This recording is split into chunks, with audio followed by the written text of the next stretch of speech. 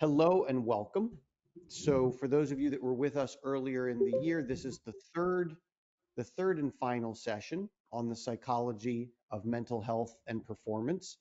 We met first a couple times before the summer holiday, and this being the third and final session together.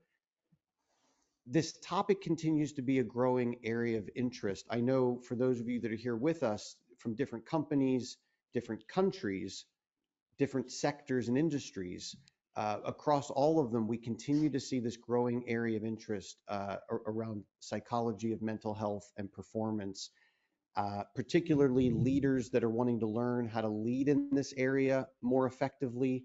And as the topic of mental health, psychological safety grows in need, where do we lead? How do we lead? And how do we support our people in this area? So welcome to this conversation as we raise our knowledge on the subject to support how we lead, to support our people and our cultures and our organizations. As always, please post questions in the chat, and we will be taking time to engage with as many as we can in about the last 15 to 20 minutes. So there's definitely time for questions. Please do ask them, and we'll incorporate as many as we can. With that, I will turn to you, Lorenzo, to take it from here, and we'll get back together around the Q&A a little bit later. Great. Thank you, Michael. Also, just a reminder from everybody, the session is being recorded, so the recording will be available a little time after today. Just going back to what we did in the first two sessions, a little bit as a recap and as a way to get ourselves back into the topic. So we started by looking at what are the main essential ingredients of psychological safety and its link with well-being and productivity. And so then we moved on to looking at how do we learn? Okay, so we're going to speak about these 2 points once again today, but then we're going to have a focus which is more about how do you actually create an environment that fosters psychological safety, and why is that important? So in terms of the agenda for today, very straightforward. So we're going to look once again at some concept around performance, learning, and psychological safety. Then the link between behaviors and the environment. And then we're actually going to get into what is actually a psychologically safe environment. And towards the end, we're going to look into, do I have a chance as a leader of an organization or in my life in general, can I influence? Do I have a chance to actually influence the environment? And then, as Michael said, question and answers. So to dive right into the topic of today, remembering a little bit the three fundamental concepts that we started this series with, the first one being the notion of mental health. I'm starting from the top of this slide. Okay, so we looked at the fact that mental health is a condition that enables people, myself, to cope with the different stresses of life, that allows me to realize my capabilities or my abilities, to learn and work well, and to contribute to my community. So why are we bringing this notion here today or in this webinar?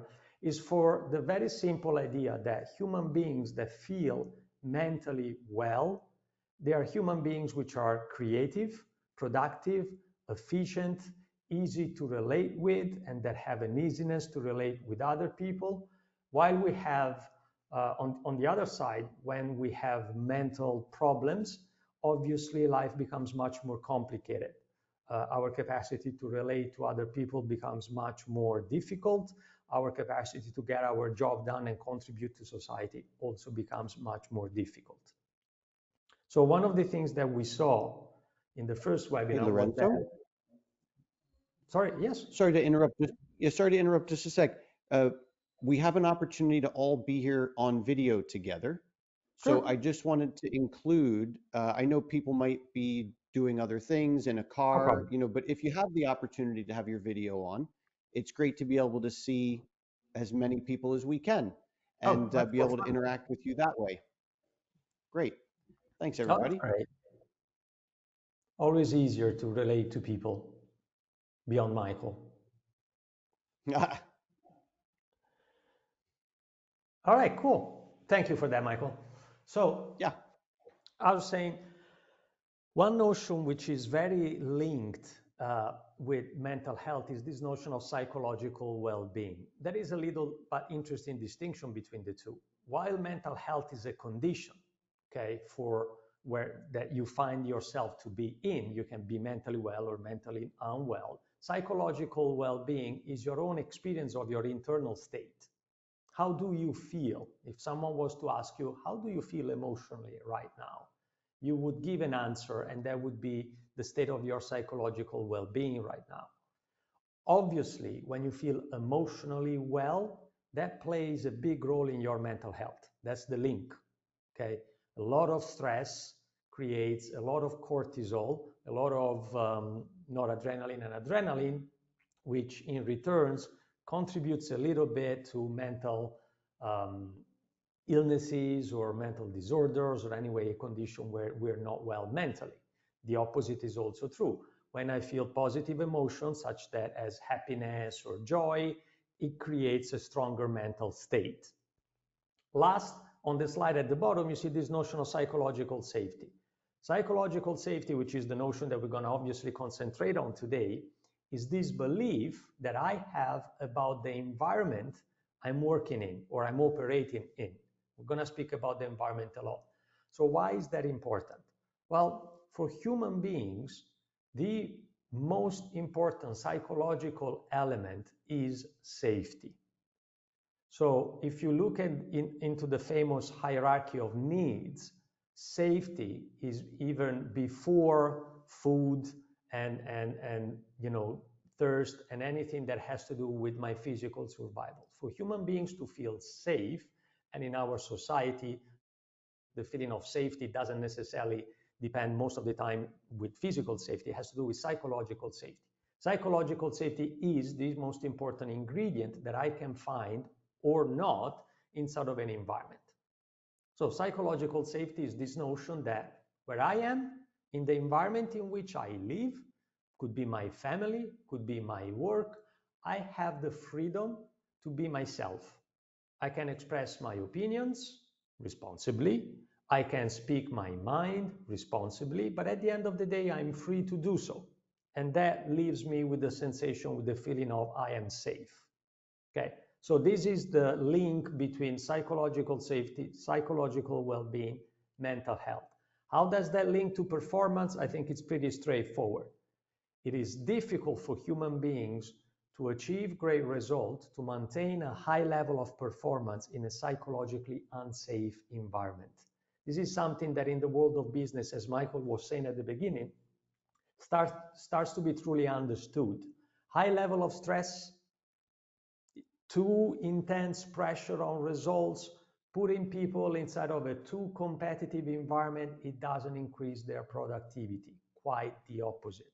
People are at the best, at the peak of their productivity, when they feel a sense of a little bit of competition, but a lot of collaboration, when they feel some pressure for results, but are fundamentally relaxed about their job, and they can therefore exercise all of the executive mental functions, meaning being creative, thinking, analyzing, strategizing, and so forth and so on. To do all these beautiful things, strategizing, analyzing, thinking, reasoning, you need your prefrontal cortex. Okay, your prefrontal cortex shuts down when you feel too stressed, when you are in fear. Another part of the brain takes over. Okay, so if you're a manager of people, the best contribution that you can give to them is to help creating an environment where they can feel psychologically safe, which is the segue a little bit to the next thing, which is, that was the topic of webinar number 2, still in the recap phase here, but how do we learn new behaviors? Okay, this is the 4 ways in which, according to most science, adults learn new behaviors in life. So there's observation, fascination, imitation, participation. We spoke about them last time, just a quick reminder. Observation means When I'm at work, I look at what other people do, especially my peers, and I check how they work, and I realize, or I find out, I figure out for myself, oh, that's the way to work here. That's what's expected of me here. That's the kind of behavior I'm supposed to adopt here. So I look at my peers, and then I look at the floors above, so to speak, meaning people that are hierarchically in a position of authority, meaning my managers. I look at them, and I try to figure out what's expected of me. Imitation is a very similar process. I tend to figure out who are the people that are the best performers, according to my own criteria, obviously, and I try to imitate what they do. This is something that we learned when we were kids in school. Okay, first we learn inside of our families from our parents, and then when we go to school, we begin to observe our peers, and then we begin to observe the teachers. What is the teacher giving praise to? What's making the teacher happy? And I begin to figure out how to behave in class, okay? Number 4, participation. People at work, they learn new behavior by participating into projects and activities with other people. That's why this notion of collaboration is particularly important. When you put people together, especially people from different disciplines, especially people that are not that used to work together every single day, when you put them together, they learn new ways of doing things. It's an automatic human process. And they tend to learn what each person considered to be something that would improve my own effectiveness.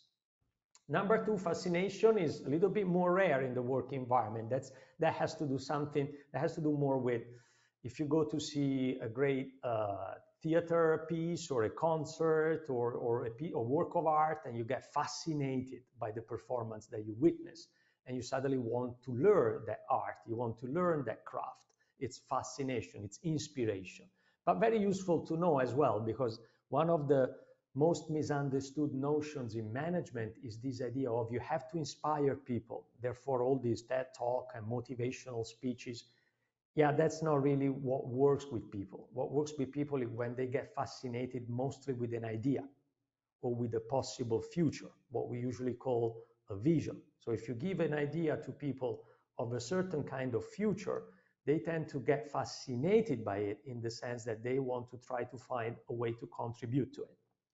So these are the 4 ways in which we learn new behaviors. You can see the curve, the bell curve at the bottom of the slide here. This is the normal distribution, which means that in the long run, people tend to normalize their behaviors.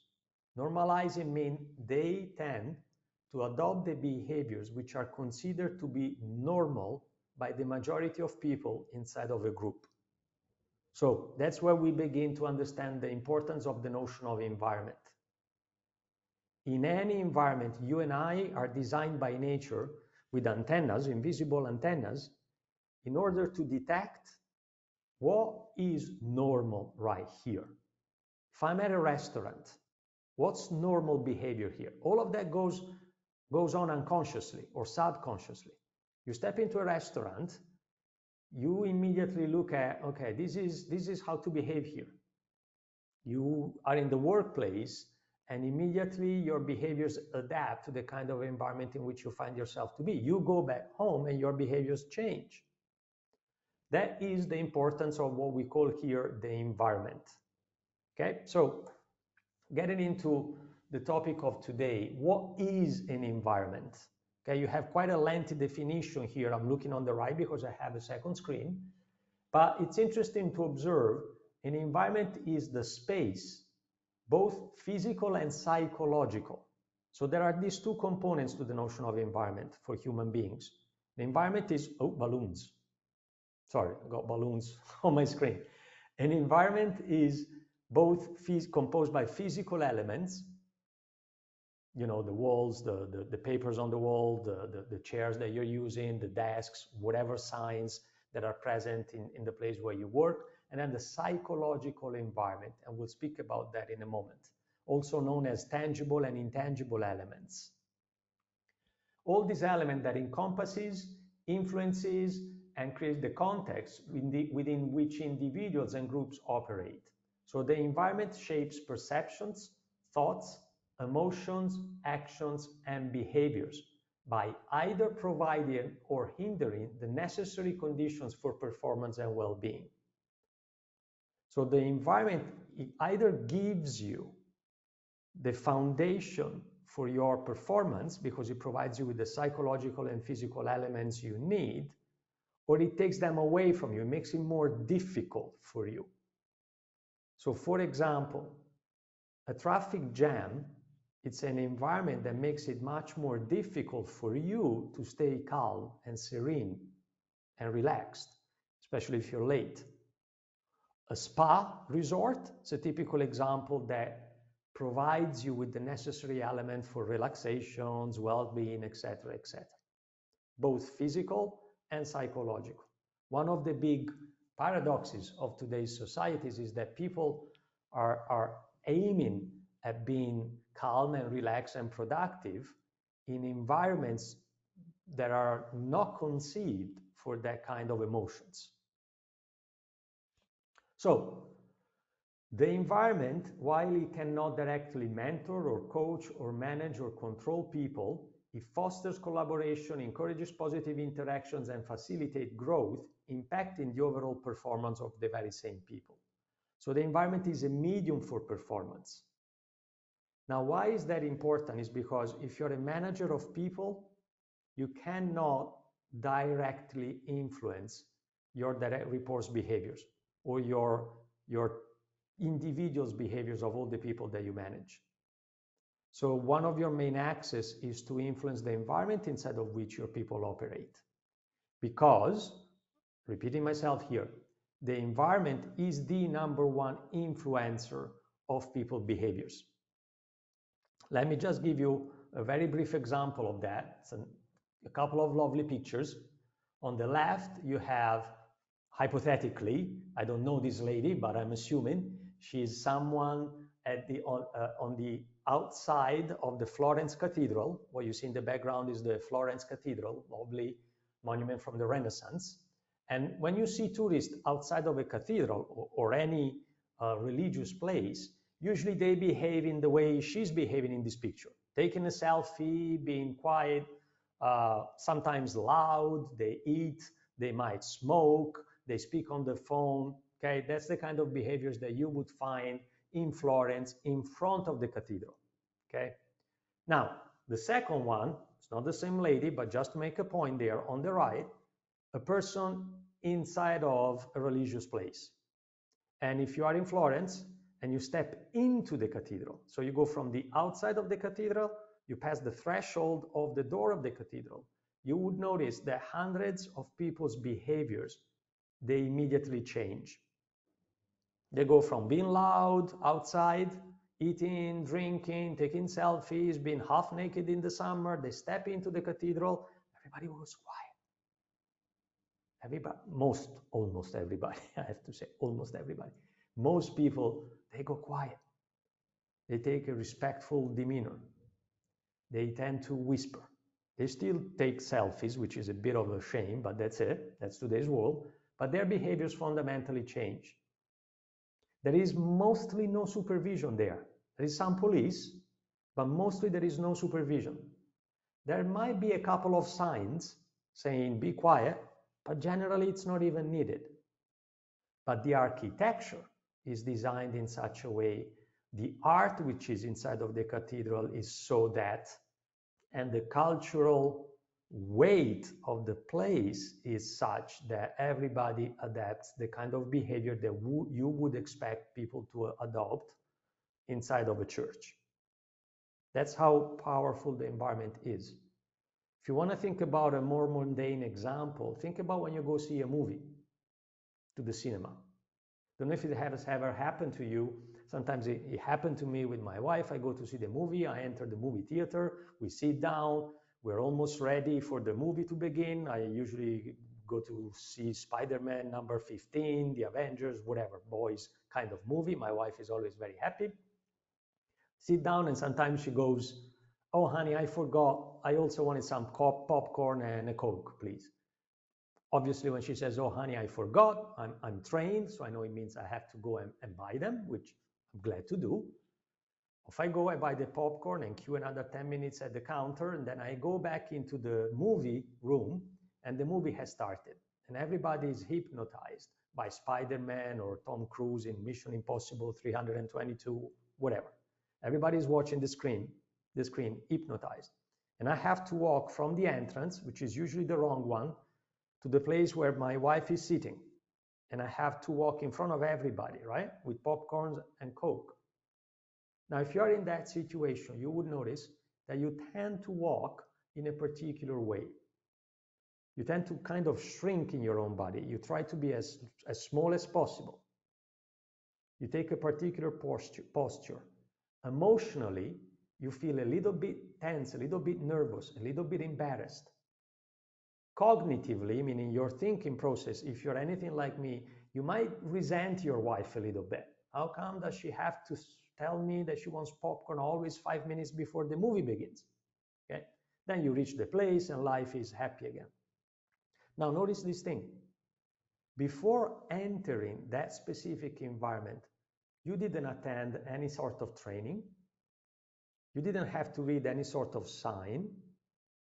You step into the movie theater while the movie was on, like you do when you step into a restaurant, and you immediately adopt behaviors which you think are consistent with that kind of environment. That's what we mean by the environment is the number one influencers of human behaviors. We are designed by nature to adapt to what we consider, quote, normal in any specific environment. And our behavior change depending on the environment in which we are. Last example here, I don't know if any of you know this gentleman. This is Joshua Bell. Joshua Bell is one of the best violinists alive on the planet today. Great artist, fantastic artist. When you see him on the right picture, dressed very elegant, he was performing, I think it was at the Madison Square Garden in a formal concert of classical music. Obviously, he received a fantastic standing ovation at the end. Fantastic. Where you see him on the left with the baseball hat, he was performing inside of the New York subway station. And there was a social experiment that was done. Now, people would pay hundreds of dollars to watch him performing at the Madison Square Garden. While he was performing inside of the New York subway, asking for money as a beggar, he collected a total of $52 in 4 or 5 hours. Same performance, same piece of music, same artist, same level of skills. People that are inside of an environment called the subway with different priorities, which are there just to go to work or go back home, with all their worries in mind.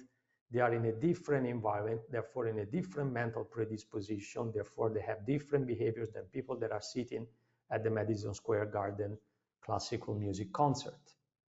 Okay, so just a couple of examples to show how important the environment is. And I think as business managers and business leaders, it's a very relevant question to want to ask oneself, what kind of environment are we providing to our people for their performance? Incredibly important from a safety point of view, but incredibly important from a performance point of view in general. So what is a psychologically safe environment? Just to give not a definition, but at least a couple of points. On the left, where it says nope, you have a few points which are the most common misunderstandings about a psychologically safe environment. Sometimes we believe that it's all about being nice. That's not the case. Psychological safety is not about always being nice. It's more about being transparent about your intentions. A psychologically safe environment is not an environment where people are not held to account, not held to account. Accountability is a key component of a psychologically safe environment. It goes with fairness. It's not an environment which is lacking feedback or criticism, quite the opposite. Constructive feedback is one of the elements of psychological safety. It's not a superfluous jargon on equality and inclusiveness, as it is very much in the fashion today. It's not only for low pressure situations. We think that when there is real pressure, you can't really be psychologically safe. You have to be tough, okay? Quite the opposite, okay? If the pressure increases and you can maintain what it's called self-emotional regulation, you will be able to cope with that pressure much more effectively. It's not only the responsibility of leadership. Remember, we learn behaviors by looking at our peers as well. So psychological safety is not just the leadership job, it's everybody's job, because we all contribute to the environment from a psychological standpoint. And it's also not the lack of structure or hierarchy. Basically, if I'm psychologically safe, it means that I have the same job as my boss. Obviously, it doesn't mean that.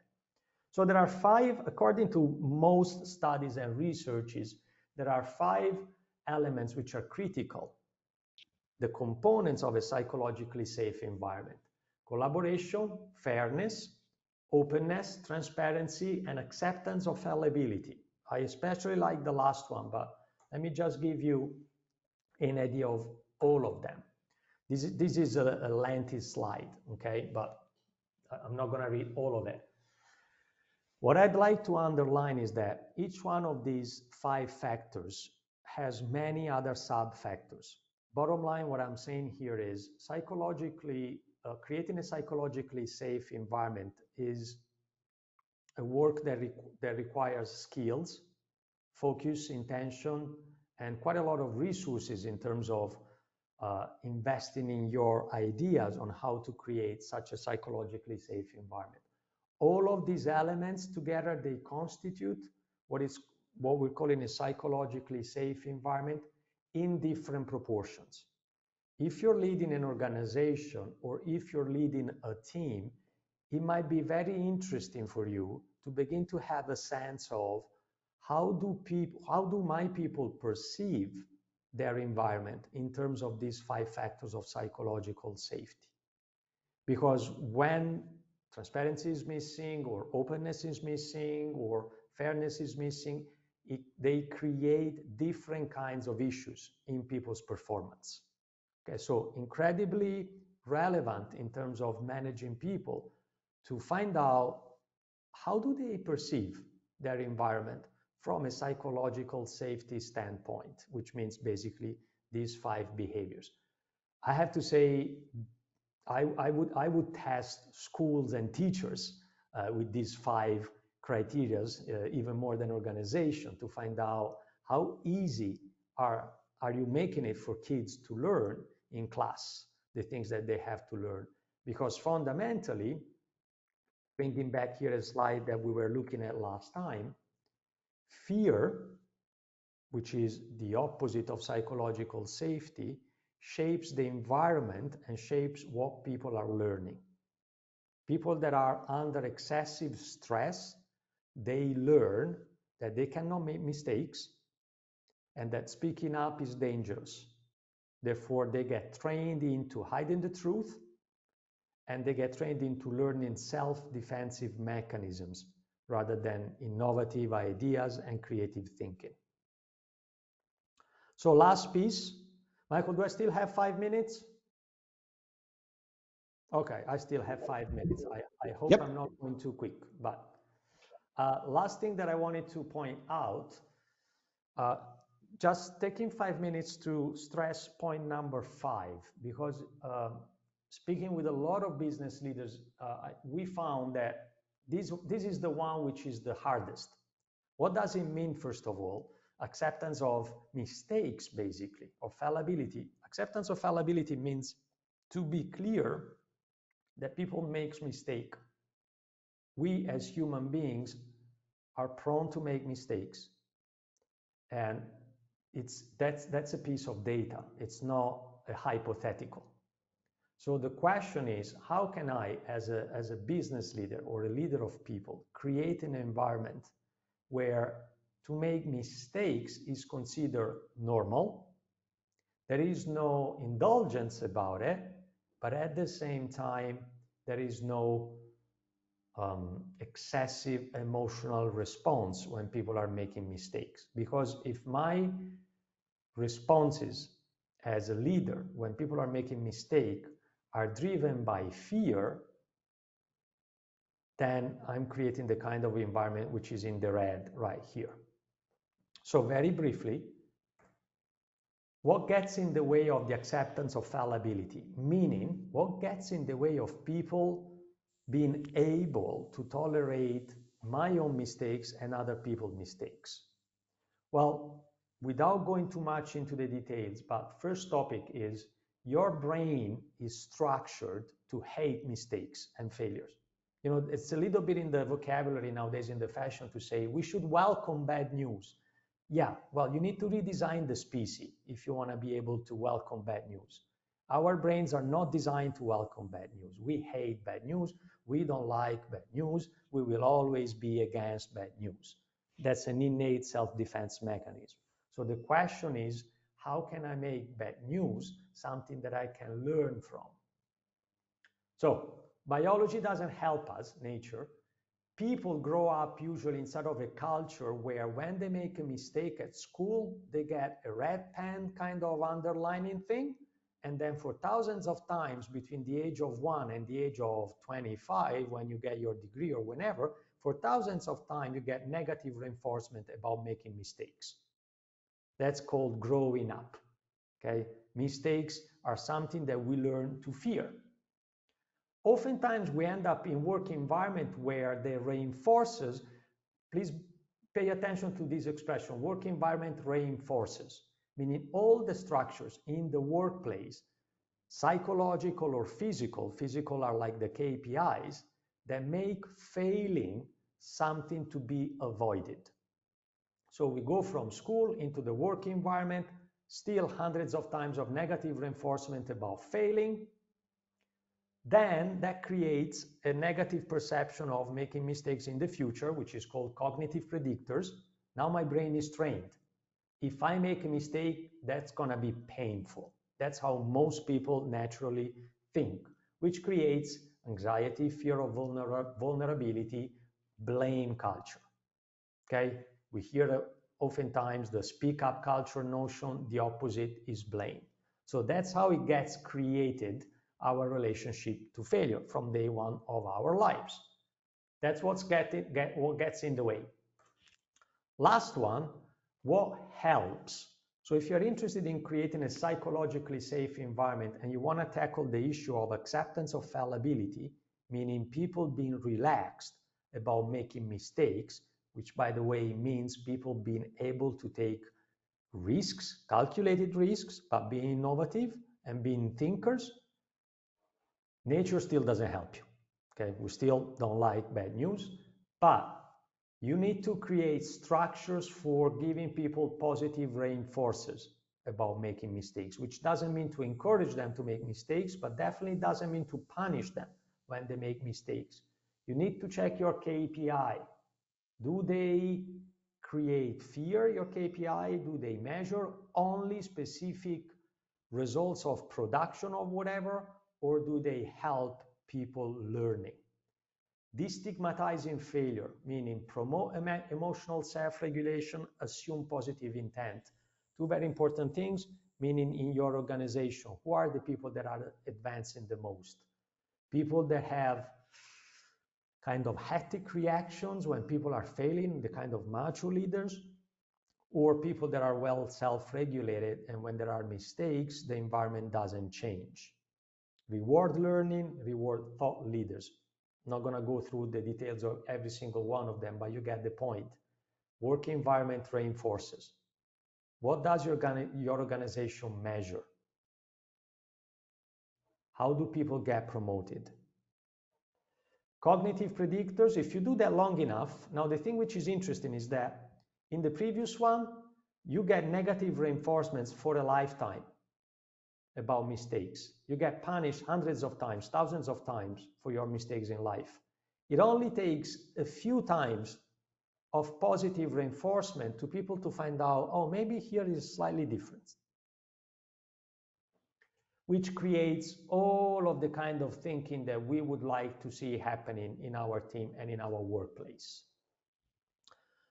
I'm going to stop here, Michael, because there might be questions. I think that's enough of theory for today. What do you say? No, sounds good. Sounds good. Let's see what questions are out there. So, if you haven't already, if you've got a question, please do add it in. We left some a good chunk of time so we can Lorenzo can get into a bit more detail, kind of guided by your interest and your questions. So, question one, Lorenzo. Thanks to Paul Henry, who had also asked a similar insightful question last time. When the frontal cortex shuts down, the Okay. amygdala takes over. Yeah. Paul's asking, which is the emotional center responsible for processing emotions like fear, anger, anxiety? There are two parts to that. The amygdala, the hypothalamus, and the limbic system, which are the parts of our brain.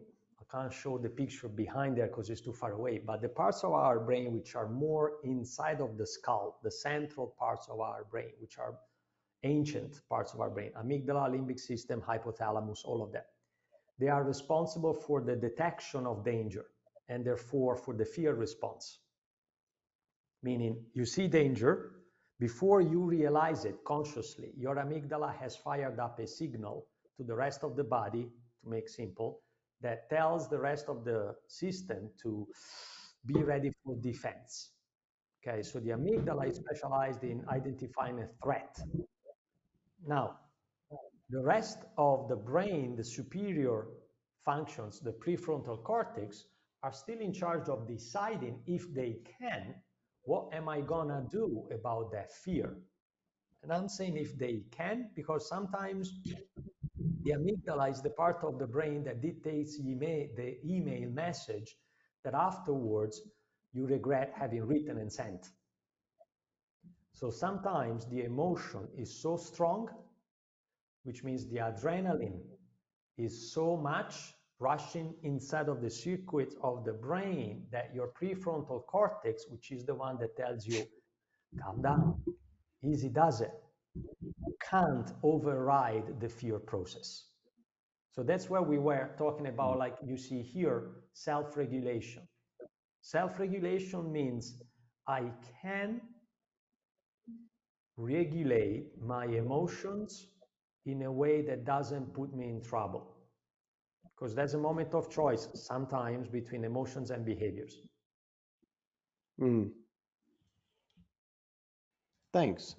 There's a new question that came through. I want to just note here for a moment, and Sure. I'm going to come back to that because there's a question I'd like to follow up on. If you go back to the slide that may have been two or three before this, that talked about the yep and the nope. Yeah, that one. Yep, Yep and the and nope. nope. Yep, and Right. nope. I'll get there. So yep. So I won't call out certain names, but there's someone on the call who we talk about this with some frequency. Um, uh, are we there? Yeah. So all about agreeability. Let me hone in on that. So there does seem to be something in many kind of culture, society. It's not even certain companies where leaders and staff seem to think that it's all about agreeability, right? Like we're going to talk about what's for dinner, and we all have to agree. As the leader, I need to listen to everyone, and I may end up having to make three different things for dinner so that everybody's happy. And if everybody's happy, it's psychologically safe. And then somehow that means we're going to perform, or I'm going to get high engagement scores when people, fill out a survey. And the conversation that this person I'll often have is, it's actually chicken that's for dinner, right? That's what's for dinner. And then I don't really need agreeability on that as a leader, but it doesn't mean we can't talk about that you don't like it or you're allergic to it or you've got problems with it. So I think there's a collapse of psychological Sure. safety and I want to get great engagement scores and all that, but then where is the leadership direction, right? Where's the leadership clarity that actually has people feeling safe to work in that environment and able to say what they need to say? It doesn't mean they're going to get their way. Disappointing if there is chicken for dinner, by the way, but um, Sure. depending who's Gnocchi. cooking. But apart from that, people tend to mistake psychological safety with a peace and love kind of environment, to speak bluntly, okay? Or, we always have to, as you said, speaking about the weather and da-di-da, so everybody feels included. Well, think about when you're with your best friends. When you're with your best friends, best group of friends at dinner, you don't necessarily are very careful about not offending anybody, but you feel psychologically safe. Why? Because you're very honest, because you're very open to each other, because you're very transparent in your intention with each other of being together. But that's an environment that, especially in some culture, can be quite harsh, but you still feel psychologically safe. Now, I'm not suggesting that leaders in organizations should be harsh, because they're going to end up with HR or in troubles. But I mean that psychological safety has to do with your level of intellectual honesty, much more than with being peace and love, kind of to make a caricature. It has to do with your level of transparency. I worked for leaders which were very polite, very well mannered, very apparently democratic, but not transparent at all, always coming with some hidden agenda. I never felt psychologically safe with them. It doesn't matter how well mannered they were or how agreeable they were.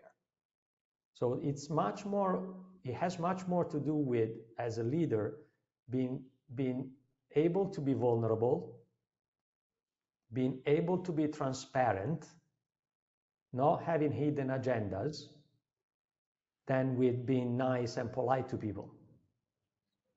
I don't know if I'm making it too simple, Michael, but that would be my answer. Because what human beings are trained to do is to detect lies and to detect truth not being told to them, because that's dangerous for us. So as leaders, we should know that people can tell if we're not being straight. And it's not a talent, it's something that nature has provided us with. Because for a species like ours, which lives in society, meaning not alone, it's fundamental that we are able to somehow detect who I can trust and who I cannot trust. And I establish that not by virtue of how much people are being nice to me, but by virtue of how much people are being truthful to me. Nice. Thank you. I mean, yeah, thanks. A great top. Any of these are great topics to have a longer That conversation. one is a big one. That's a good starting point. Yeah. There's a question from Stephen Burke. I'm going to adjust it ever so slightly. It's around psychological safe environments and their impact on reducing risk-taking behaviors. So, like, what's the correlation, or in what ways does it support or detract if we're better with psychological safety versus worse with it? How might that impact risk-taking behaviors? A psychologically unsafe environment will not necessarily have an impact on risky behaviors. I don't think there is a correlation to that. I think there is a correlation on the communication around risky behaviors. Meaning, if your people are working in a psychologically safe environment, they will take risks. In a psychologically unsafe environment, they will take risks that they will hide from you. That's where the correlation is. The psychologically safe or unsafe environment is a predictor of hiding communications of risks taking. It's not necessarily a predictor of how much people are going to take risk. Making sense as an answer, yeah? The illusion there sometimes is if I make taking risks a dangerous thing to people because I threaten them, like if you take any risks, I will penalize you. we tend to think that that has an impact on people's behavior. It doesn't. It has an impact on people's willingness to tell you the truth about their behaviors, which again, it's a strategy that we learned since we were kids. When we get punished, we don't necessarily behave better the next time, but we learn to hide our mischiefs better next time, especially if you have brothers and sisters. Thanks. Thanks. So then moving to the next question from CERN is how to engage this in companies' introductions of new employees. This being this topic, right? Psychological safety, mental health, et cetera. How to engage in the introduction of new employees. I think you have to translate the notion of psychological safety into the kind of behaviors that you want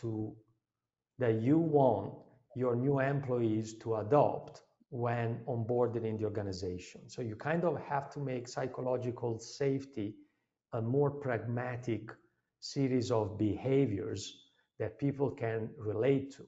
So if I was to design the onboarding introduction for new employees of an organization, I would go by making clear to them that this is the kind of behaviors you can go, this is the kind of values and the 4 behaviors that we promote in this organization. These are the kind of behaviors that we don't like to see in our organization. But the thing that you want to be careful about is don't quote sell to new employees a picture of the organization that they are about to be hired in that is not true. Meaning, if you're telling your new employees, we promote transparency, fairness, acceptance of fallibility, etc., and they get onboarded into an organization whose KPIs only relate to sales performance, the next time that you tell them anything, they won't believe you. And then what you have done is you have somehow ruined your credit of credibility as senior management. Thanks. And so then how can organizations measure psychological safety among their employees? You know, knowing that many organizations will have, you know, a few questions in a people survey that include, you know, do you feel psychologically safe? You know, that type of a thing. But anything more about how to properly measure this, to understand it, to be able to impact it? Yeah. Well, it's 2 different questions in there. How you measure it? Well, I would say there are many surveys out there, not many of which are very truly useful because people tend to trivialize psychological safety, especially in the business world. We think that if we ask people 5 questions on the topic, then we have some meaningful data. Not so much. This is the kind of thing that we use as some metrics for psychological safety. Obviously, not the only ones available, but my point being, you have to develop tools, surveys especially, that asks the right questions to people in terms of understanding what they feel in their work environment. Because if you ask a question like, do you feel psychologically safe in your workplace? That is a very useless question because people don't even know where to look in order to find the answer. Do you feel safe to speak up? Well, who's going to read my answer? And there you go. There you have a problem with the survey you're using because the data that you're receiving is useless. So you have somehow to truly look into, number one, what are the questions that we are asking? And there are some questions which provide you with insights about psychological safety that they don't speak about psychological safety. Generally, a good psychometric survey or test, they are the ones that if you want to measure anxiety, you don't ask people about their anxiety. Poor survey tools are the ones that they ask questions about the topic they want to give you data about. Like, I want to give you data about the culture of your company. Question number one, how would you define the culture of your organization? Wow, that wasn't a survey created by Sigmund Freud for sure. So you have to ask questions that provide you with insight on the topic without making people suspicious or biased about the answers that they're giving you. Okay, that's why uh, it's a simple topic, psychological safety, but you do have to know what you're doing. And then I don't remember the second part of your question. I think the second was around which maybe we don't go right now is, the ways to impact it. But I think that's a much longer piece. So very wise of you to delete that from your brain. Very good. So, um, so then a follow-up question from Stephen Burke. Um, any advice for promoting psychologically safe environments for teams working with or embedded in client organizations where the culture may be different? And I'll just add to that there's many contractor organizations and people that'll have joined here from kind of contractor organizations that have this as a value, have these as commitments in their own organization, but they work with a client that maybe doesn't care as much. It's like how do we promote psychologically safe environments when working in a client organization that may or may not value it as much? That's a question that takes more than the time that I have available here, but I'll say the following, which I hope is going to be of some use. We're dealing with that situation with a very large client of ours. And one thing that it became clear is that somehow you have to be aware of the ecosystem inside of which your organization operates, meaning you have customers outside of you, you have probably contractors or suppliers that perform some of your work for you, and then you have your internal clients or your internal organizational culture. It's a little bit naive to think that you can create a psychologically safe insular environment only by working inside of your organization without trying somehow to bring in on board the external parts of the ecosystem, meaning your customers in your journey and your suppliers, which takes a bigger effort and longer time. But if you don't do that, then you're going to create a little bit of, once again, an insular effect where your people are going to find themselves very comfortable as long as they are speaking with internal people of their own organizations. And they will not be equipped with what they need when they will be receiving very strong external pressure from customers, which are usually the most influential players of the ecosystem. Again, Steve, for a much longer conversation, but I think my only point here is let's not be naive about if you're a large organization, you're working inside of an ecosystem, you have to somehow try to engage the stakeholders of that ecosystem if you truly want to be effective in creating a psychologically safe environment. Obviously, you begin from your own people. But one of the things that we're looking at with the customer that I was speaking about is like, what are the people that are on the edge, at the frontier? What are the lines in my organization, the roles that are interfacing customers the most? And what do I have to equip them with so they take the pressure that the customer are putting on them and don't let that filter too much inside of our own island? That's the kind of work that needs to happen. When that is done, then you can begin to raise the bar and say, can these frontliners now even influence a little bit the customer's culture? Thanks. This is potentially a nice follow-on from Paul Silk, and we'll start to wrap up as well. So if there's a final question from anyone, just shoot it over. And the other thing to offer is happy to continue the conversation with you specifically on different questions. Just drop a line to Lorenzo or to our team, because some of these things are a good proper hour to unpack them a little bit. So from Paul. How does culture affect the environment of psychological safety?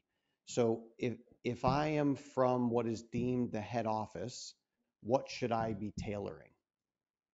Last piece again. If I am, If I am from the head office, what should I be tailoring, as I work out into the business? How does culture affect the environment of psychological safety? And then that culture of headquarters out to the business, and how do I tailor it? How do I do it so that it promotes psychological safety in the culture, the environment? in 1 minute. Culture and the Yeah. environment, they are symbiotic. Okay, meaning they reciprocally influence each other. You can say that the culture of a specific group of people is very aggressive because they were brought up in a war zone. Okay, that's the influence on the environment over the culture. Or you can say a culture is the one that brought war to that environment. Okay, so they are reciprocally influencing each other. If you are at the very top of an organization and you want to tailor, again, that's what I understand, your culture, I would say your first step is the one of getting very clear for yourself what are the key elements inside of your direct lines, direct report teams. What are the elements of psychological safety which are not present in your very first line of reports there in your Knights of the Round Table kind of team? What are the elements of psychological safety which are not present here? Begin to work there so that your team is a very visible example of psychological safety. And then you need to create micro environment inside of your organization, meaning strategic small teams when you can do the same thing as your first line of Knights of the Round Table. Again, for a much longer conversation, but impossible to say, I'm going to create psychological safety in 3 weeks for 200,000 people. That's, no. Mm. Thanks, Lorenzo. Well done Thank you. in 60 to 90 seconds. So great to have everyone here with us. Thanks for being part of this series in 2024 around this topic. Please do reach out. Questions, you want to talk about some of this a bit further, get into it in some more details. Happy to continue the conversation with you. And we wish you a lovely rest of your day and rest of your Thank you. year. Farewell. Thank you very much. Bye. Thank you for being with us.